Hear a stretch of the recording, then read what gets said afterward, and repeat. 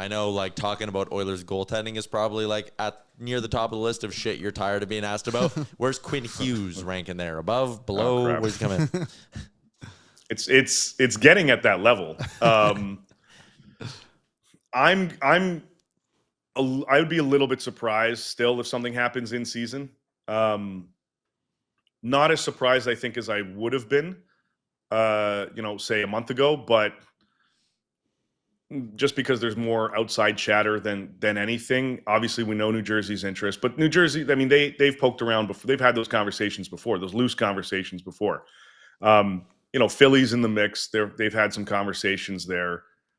Obviously, Detroit. I believe the Rangers to a certain extent. And I'm sure there are a number of other teams that have at least said, hey, if you get to that point, give us a call. We'd love to have a conversation about this, a serious conversation about this. We don't want to waste your time. If you're ready, we're ready. I just don't think the Canucks are ready. I think look, they're perfect world. They keep them. They sign them to an extension in the summer, and we put all this shit behind us. Easier said than done, and maybe that's the path. But I just think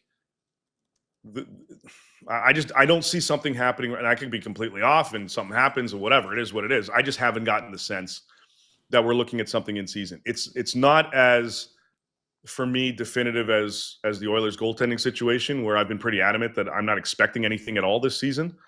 But it's a tier below that. I think the Canucks are just focused on other areas of their team, because if you're moving Quinn Hughes, and it's for a young package, not totally futures, but you're getting some young NHL talent that just hasn't peaked yet, and still we don't know what they're going to be. If that's the basis of your package, then that signals rebuild.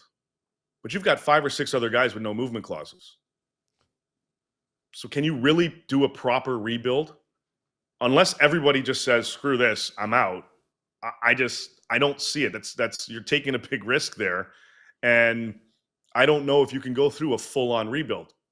At the same time, I don't even know if they really want to do that, quite frankly. So you have to navigate this in a certain way that keeps fans from trying to just tear down the arena, and at the same time keep the competitive juices going quicker than you would in a normal, rebuild type setting. So, if you're looking at these top, some of these teams, you're probably going to look at a piece that comes back that is proven NHL star talent. You're not going to get the same level as Quinn Hughes. Obviously, you're moving the best player in any trade, but the centerpiece has to be star caliber or on the cusp of, and then you fill in the other pieces there. I just don't know if that's something we see in season. It somewhat reminds me a little bit of when Nashville moved Ekholm in a similar way. Obviously, Different Ekholm's level. not Hughes by any means, but they got Barry, but they also got the young piece, and they got a first-round pick. And again, just refused to admit that they weren't a good enough team to compete. And it just seems to be all these teams in the league who are just so afraid of the word rebuild. It's like, no, you suck, and you're going to suck for a while if you continue to live in this land of mid by signing guys to 7-8 year deals who you just don't need to do that. But again, just teams should be able to look at a Montreal or even look at an LA when they got by. I know Turcotte didn't work, but LA just kind of sat there and was like, hey, we're not going to trade everybody, but Wentz, 2 hard years, and Montreal, right, a couple hard years. And okay, we're good. We're on the other side of it. Montreal didn't trade Anderson and Gallagher and all these other guys. There's a way to do it right. And I feel like if you're Vancouver and you're like, no, we need someone who can play right now, and you acquire some other 28-year-old in the trade, it's going to be Thornton for Sturm, Primo, and whoever it was, Brad Stewart. I feel like you're just putting yourself in a spot to accept 3/4 for a loony, and that's not a good trade. Yeah, well, exactly. And that's what they want to avoid. The Bo Horvat trade, and then the JT Miller trade. Now, I know they flipped the first-round pick in the Horvat trade, and they got Hronek. But you move Quinn Hughes. Who's Hronek playing with? The piece that you got back from Quinn on D, you brought him in specifically to play with Quinn Hughes.